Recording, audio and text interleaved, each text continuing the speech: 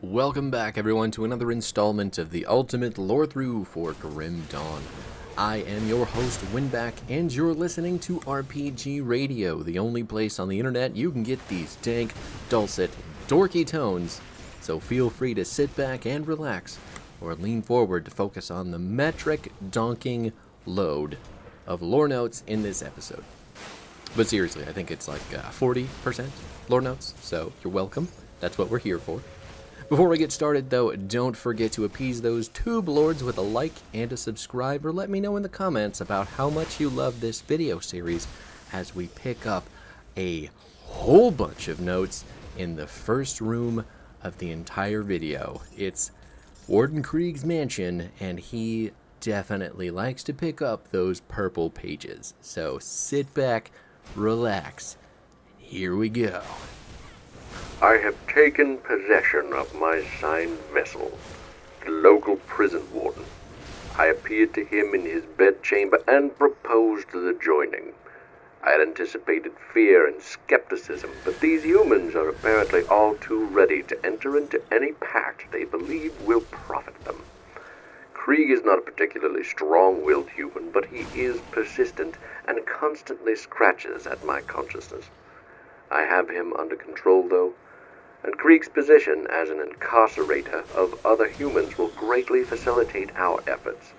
His expansive dwelling has a massive cellar that I believe we can use to fashion an underground transit to conceal our activities and the transport of bodies. There is much work ahead to prepare for our glorious dawn, but I enjoy this physical body. It has many advantages. Letting an alien ghost thought form invade my body after entering my bedchambers is the name of my sex tape. But more interestingly, in this note is the implication that the human consciousness is still inside the body but separated from the ethereal. But we don't even have time to talk about that. We got some Grovels on the loose. What's going on with those guys? The Office of the High Magistrate of Berwick has received increased reports of Grovel activity in the area. Citizens are advised to secure their homes as Grovels are known to steal loose scrap and valuables. While encounters with individual Grovels rarely lead to injury, it is highly advisable that citizens avoid larger gatherings of the foul beastkin. Grovel encampments are characterized by heathen totems and piles of stolen property. If you discover the presence of a Grovel totem in your area, do not approach them. Report the camp to the proper authorities immediately. I'm pretty interested that we got this note so early. I thought this was like an Act 3 lore note, but maybe since we haven't picked up any before this point, we're just getting some random notes in weird places. Grovels are the little goblin-looking guys you'll occasionally see with shamans hanging around, but believe it or not, there is a few mighty big ones out in the world with their own interesting stuff going on. But wait, now we've got Inquisitor notes to the lore radio. I finally arrived in Berwick after passing through the dismal area known as Whitemire. For years, tales of supernatural occurrences have circulated about Whitemire, and indeed, the name itself makes one uneasy. I hadn't put much stock in them, but my recent experiences lend some credence to the old tales. Nevertheless, I have reached my destination, and it seems the Warden of Devil's Crossing, who resides in Berwick, somehow anticipated my arrival. A footman greeted me as soon as I entered town and insisted I accept Krieg's invitation to be put up in his manor. I find this peculiar, but I have accepted the offer as it may be my best chance to investigate the manor itself. Going to make this entry short as I've just been summoned to join Krieg for supper in the dining hall. This should prove illuminating. Finally, we can take a breath. So we get another glimpse at the Journal of the Inquisitor. The third entry of Inquisitor Creed takes us from the quiet foreboding of the earlier notes and sets us up with a very aggressive hospitality offered by the final boss of the first act. Creed is obviously a seasoned practitioner of the magical arts and a very disciplined investigator, but you can still see a lot more skepticism in his writing than seems safe. Another interesting thing about these notes is that they're taken from his journal, but they're left separately from the journal itself. So the best thing I can imagine is that he's leaving little breadcrumbs in case he gets himself into, let's say, a sticky predicament. I've been a guest to Warden Krieg at his manor for over a week now, and my suspicions that something terrible was going on here grow with each day. Every day I set out to some destination in or around Burwich to investigate yet another unusual crime or ominous rumor. Some are easily dismissed as mundane, more human crimes, or merely fantastic tales, but many of my investigations have come to darker conclusions. I feel there is a pattern emerging here, but I cannot yet put the pieces together. These are peripheral cases, though, and the main purpose of my involvement in them is to give pretense for my prolonged stay in Burwich. Krieg himself has become the focus of my primary investigation. Despite an overwhelming conviction that Krieg is not what he appears to be and is almost certainly involved in some sort of unnatural activity, I have no irrefutable evidence of wrongdoing that could be used to open an official inquiry. Much of the manor itself is closed off to me. There are rooms upstairs from which Krieg and other visitors come and go, but I am not permitted to enter. Stranger yet, I've awoken in the night to sounds like the creaking of wagons moving along the road, but then looked out my window, down upon the village, and seen nothing. Where are these sounds coming from? The game of cat and mouse continues, but as of yet, I am not certain who is the cat and who is the mouse. Now we're getting somewhere. Creed is starting to catch on to the fact that there is a hootenanny happening in the higher-up class of this little village. More than that, we actually see some puzzle pieces connect as he is noticing that the mundane, regular human crimes are actually showing up even less than the strange and sinister stuff he's been summoned for. And who could possibly be at the center of all this mischief? None other than the Warden himself, the large, imposing man with a mansion full of locked doors that is conveniently offered to set the Inquisitor up free of charge. The same man whose house is surrounded by the disembodied sounds of wagon wheels clambering through the night. Creed is clearly suspicious of the Warden now, but we get this cool little cat and mouse line at the end that really helps sell the idea that maybe the Warden is much more dangerous than meets the eye. Krieg has got the better of me, and I am presently at his mercy, imprisoned beneath his manor. Seeing no other way to progress in my investigation, I forced my way into the locked portion of the room and found myself in a veritable house of horrors. The unusual sorcery on the locks should have been my first clue that I was dealing with something more extraordinary than some rogue occultist. My search led me through a room filled with the rotting bodies of men and women subjected to brutal torture or horrible experimentation, or perhaps some mixture of the two. Behind the manor, I found a door leading down into the earth beneath the estate, where I found myself quickly lost in an implausibly large dungeon. It wasn't long before I sensed things moving in the darkness all around me, and they quickly closed in, surrounding me. As I prepared to fight for all I was worth, Krieg's massive form emerged from the shadows, his face expressionless. He spoke coolly, as though nothing at all was out of the ordinary, and invited me to tour his facility. While I had no doubt that something unpleasant was planned for me, it at least delayed my confrontation with the living horrors gathering in the dark. Just like that, the tables have turned, and the Inquisitor has fallen prey to the Warden's snare. But rather than string the Inquisitor up by his jublies, Creed has actually gotten himself a tour of the entire facility. Now, when I say the whole facility, I mean, wow. You probably don't think about it much when you're playing through the game, but just imagine the space that you're exploring here. The camera is zoomed out as far as it will go, and you still can't fit most of these rooms on a single screen. Not to mention the labs and equipment all hidden behind the stacks of bodies all around the wagon tracks. And this whole time, the Inquisitor has been snooping around Burwich. There has been an unrelenting caravan of corpses and inmates dragged into this secret torture chamber basement. Even that wasn't enough for the Warden, though. The man is such a sadist that he'll still pull test subjects upstairs so he can experiment on them in the cozy parts of his mansion.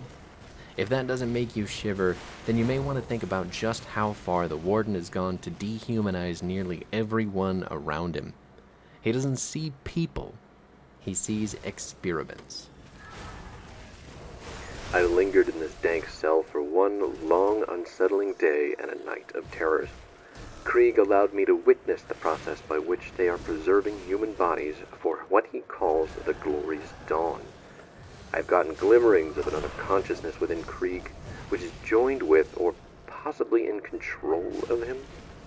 From the way he spoke, it's clear that this is only some small part of a much greater conspiracy, and I suspect many other persons in key positions have been possessed by things akin to that which now inhabits Krieg. I was arrogant in my initial handling of Krieg and seriously misjudged the power and scale of the threat we are faced with. Fortunately, Krieg's own arrogance has likewise led him to misjudge the resourcefulness of his prisoner. He has invited me to ascend beyond humanity by pledging myself to his cause or to join his inventory of embalmed corpses. I've been left to contemplate this decision, but this cell, even magically warded, cannot hold the likes of me, and I have no intention of being here when Krieg returns for my answer. So it takes being locked up and witnessing some extra horrific stuff for a day in order for Krieg to start taking the Warden seriously. We know at this point it's a little too late, but Krieg is understanding the scale of the problem is nightmarishly larger than he originally anticipated. In typical bad guy fashion, though, the Warden offers our hero a chance to either conform or die, become an ethereal melded Inquisitor of Doom, or get tossed into the meat grinder with all the other secret corpses. Perhaps even more typically, though, Krieg decides he's had enough time in his magically warded cell and pulls a James Bond to piece the hell out of there with all of his magical Inquisitor gifts. It is unclear why the Ethereals are so interested in tissue preservation. One of my colleagues has posited that they may intend to use human corpses as vessels for possession when they bring more of their kind into our realm. Wagon loads of corpses continue to stream in day and night. The sheer quantity is staggering, and I begin to suspect that they are not merely executed criminals as we have been told. After losing the perspective of the Inquisitor to a daring escape, we actually start picking up notes from what appears to be a nerdly little research assistant who works inside the labs under the mansion. Gethrind appears to be a genuinely inquisitive type in his first note and filled with the sort of scientific curiosity. But even though it's a short note, we get a glimpse of some willing ignorance about the staggering amount of bodies being brought into the facility. So that is a little bit concerning for the young research assistant. We entered stage 2 of our trials today, but the results were not what I had anticipated. We've progressed to the point where the corpses can endure for months, possibly years, with minimal, mostly external deterioration. Our ethereal overseer seemed satisfied, and he, or yet, unexpectedly placed his hand upon one of the corpses and released a spark of ethereal energy. The thing began to move as if it were alive again. It was a ghastly sight. What I found far more troubling, though, is that these corpses are clearly not meant to serve as ethereal hosts. It has become known to me that they prefer living hosts. The sheer number of corpses they are hauling through here suggests a far worse realization. An army. We're starting to sense a theme between a lot of these Act 1 notes. There seems to be a lot of people who suspect something is wrong, and a smaller number of people who are in on the secret, but they don't seem to realize just how bad the reality of everything truly is. Gethrind writes that they discovered a way to keep human bodies from deteriorating for a very long amount of time. With that breakthrough, the Ethereals should have more than enough to manage, but he's found out something even more alarming. Ethereals want to bond with living humans. So if they want to do that, then having a large amount of empty husks can only really lead to one thing. Foot soldiers for a massive zombified army who can be led by concerted thought and kept alive for long enough to invade right under everyone's noses. This will be my last entry. I cannot bring myself to carry out these abominable experiments anymore. I may have already doomed humanity with my actions. Though I have long felt shunned by my fellows at the Academy and thought the Ethereals could offer me something greater, I can no longer be a part of this. I feel that if they find my body, they will use it for their experimentation, so I must be discreet. Returning as one of those things would be unbearable. Here at the final entry, we get to see the price of compliance. Gethrin tells us that he's been an outcast in his years at school, and that maybe the Ethereals would offer some new form of acceptance to him. The horrible, sad truth that he's come to realize is that the human race may in fact be on the verge of destruction due in part to his help in this research. With that extremely troubling thought, Gethrin decides to go about the process of unaliving to avoid the shame of his actions and the grotesque possibilities in store for his body. Around the same time you find this note, you'll also find a hero monster named Gethrin the Betrayed. Seems despite his best efforts, his body was repurposed into an ethereal reanimator. The fact that he is called the Betrayed is another slight nod to the fact that he was doing all of this in good faith with the ethereal presence, but they never had any intention of giving him the acceptance that he had hoped for. Instead, they gave him a tragic choice to make and an even more gruesome fate to follow. That short-sighted fool! He could never see the big picture, and this project was no different. Gethrin could not fathom the glorious vision of the Ethereals and the role we will play as early human collaborators. This isn't about personal gain. We will elevate humanity. Certainly there has been a cost in lives, but the progress is always a price. So what of the dirty masses who will perish in the glorious dawn when the Ethereals reveal themselves to the world? To the Ethereals we are like some base primitive creature as a Slith are to us. Those of us who will serve, or better yet bond with the Ethereals, shall forge a new human future. Now, Zanbrant is the exact opposite of Gethrin. This guy is that age-old trope of science without a conscience. Not only is Zanbrant devoid of feeling for his colleague, but he thinks of the masses of people that are going to die as dirty. So basically, he's a total shitbag and a complete pet for the biggest and the baddest of the first act. That's Warden Krieg. There's been a lot of build-up to our spike-flinging, shield-wielding sadist in black, and I will be the first to say that this boss does not disappoint in personality. The Warden has a whole repertoire of aether abilities and a massive physical form that will come charging after you in an instant. He can summon ethereal backup and stun you if he gets close, but even worse than that, Krieg has a second mutated form. Once he's mutated, the Warden comes extra spiky and will start launching more ranged attacks at you if you're trying to play keep away. Take it from me, when I was first starting out in this game, Krieg can absolutely shred you if you're not paying attention. This fight might go fast if your damage is high, but that doesn't mean that his damage is low. If you are lucky though, once you kill this bad guy, he'll drop one of his infrequents. He has a mace and a shield. Each of these items also have a little lore blurb attached to them. The mace, which is called the Warden's Judgment, says that the weapon has claimed an unknowable number of innocent lives, while the shield, the Warden's Fortress, tells us it has been crafted from hardened steel and ruthless hatred. Each weapon really driving home the sadistic tendencies of an actual madman.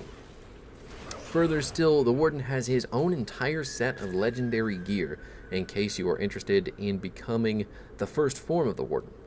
Krieg's armament tells us that his armor is permanently warped by the Ethereal's tainted essence, so you're even made to feel bad that you're wearing it as the player.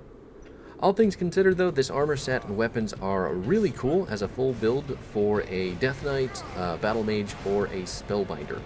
That's any combination of a Soldier, Necromancer, or Arcanist. With that though, we have our final lore note before the end, with one last fleeting look at a very wicked and conniving individual.